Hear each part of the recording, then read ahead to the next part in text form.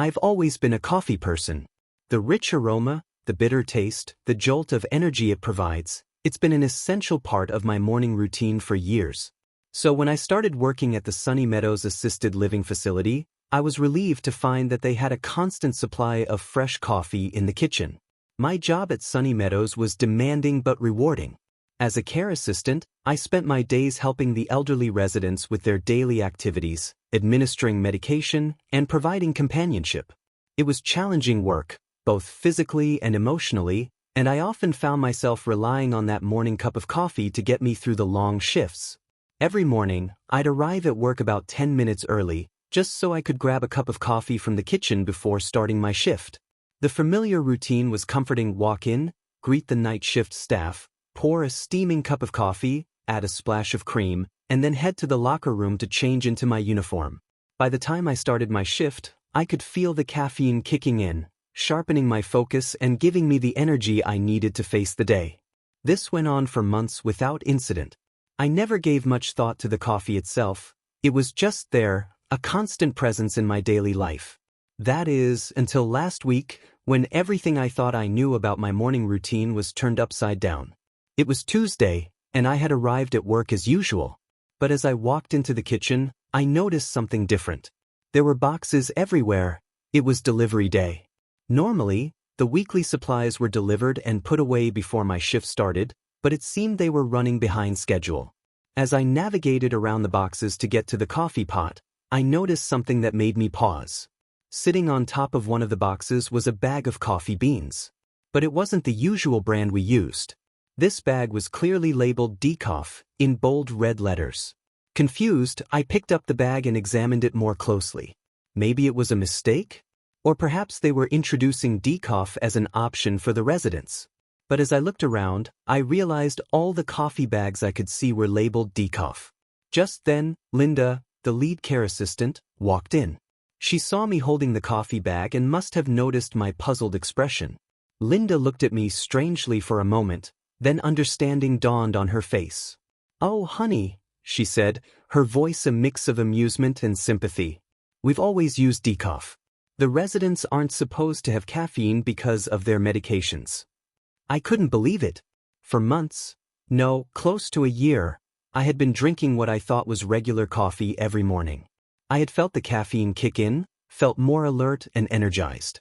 How was this possible? As I stood there trying to process this information, I suddenly became aware of a dull ache in my jaw. It had been bothering me for a few days, but I hadn't given it much thought. Now, with this new information swirling in my mind, I wondered, could this pain be related?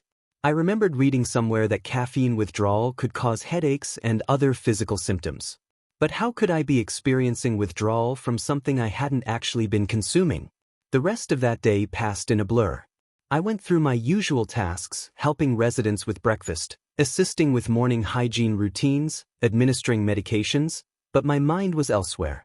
I kept thinking about all those mornings when I had felt that familiar caffeine buzz. Had it all been in my head? As the day wore on, I became increasingly aware of the pain in my jaw. It seemed to be getting worse, and I noticed my blood pressure felt off too. I felt jittery and unfocused, much like I usually did when I hadn't had my morning coffee. But that didn't make sense. I had had my usual cup that morning, even if it was decaf. By the end of my shift, I was a mess of confusion and physical discomfort. I decided to do some research when I got home. Surely, there had to be an explanation for what I was experiencing. As I scrolled through medical websites and forums, I came across something that made everything click into place: the placebo effect. I had heard of it before, of course, but I had never considered that it could apply to something like this. The placebo effect, I read, is a phenomenon where a person experiences real physical effects from a treatment with no active ingredient, simply because they believe it will work.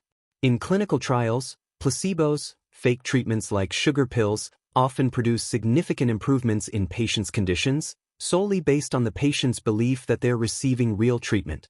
Could it be that my daily caffeine boost had been nothing more than a placebo effect all along? The more I read, the more convinced I became. My brain, expecting the caffeine kick it had been conditioned to receive, had been producing its own stimulating effects. The alertness, the energy, It had all been coming from within me, triggered by my belief that I was consuming caffeine. But what about the physical symptoms I was experiencing now? The jaw pain, the blood pressure changes, were these real, or were they also a product of my mind? I dug deeper and found information about nocebo effects, essentially negative placebo effects. Just as positive expectations can produce positive physical effects, negative expectations can produce negative physical effects. I realized that as soon as I learned I hadn't been consuming caffeine, my brain had immediately jumped to the idea of caffeine withdrawal. And because I expected to experience withdrawal symptoms, my body obligingly produced them. The jaw pain, which was likely unrelated, possibly my wisdom teeth coming in as I later found out from my dentist, had been magnified by my brain's expectation of discomfort. This realization was both fascinating and slightly unsettling. On one hand, it was amazing to think that my mind had this much power over my physical experiences. On the other hand, it made me question how much of what I felt on a daily basis was real and how much was influenced by my expectations and beliefs. Over the next few days, I conducted a little experiment on myself. I continued my morning routine exactly as before, but now with the knowledge that the coffee was decaf. To my surprise, I still felt that familiar morning boost. It wasn't as strong as before, but it was definitely there. My body had become so accustomed to the routine that just the act of drinking coffee in the morning was enough to trigger a response. As for the withdrawal symptoms, they faded away within a couple of days. Once I understood what was happening, I was able to rationalize the sensations and they lost their power over me. The jaw pain persisted, but a visit to the dentist confirmed it was indeed my wisdom teeth and unrelated to my coffee revelation. This experience has profoundly changed the way I think about my body and mind.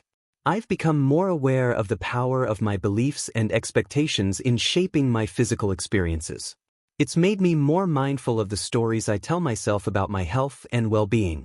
I still drink coffee every morning at work, but now I do it with a sense of wonder rather than necessity. I appreciate the ritual, the comfort it brings, and yes, even the taste.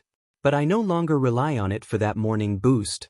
I know now that the power to energize and focus myself comes from within. This whole experience has been a powerful reminder of the mind-body connection. It's shown me that our thoughts and beliefs can have real, tangible effects on our physical well-being. It's a lesson I'll carry with me, not just in my approach to coffee, but in all aspects of my health and life. And who knows? Maybe this newfound understanding will help me navigate the challenges of my job with even more resilience and positivity.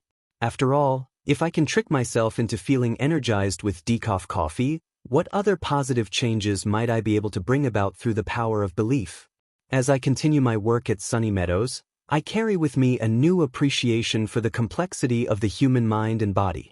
And every morning, as I sip my decaf coffee, I smile to myself, marveling at the incredible power of the placebo effect and the untapped potential that lies within each of us.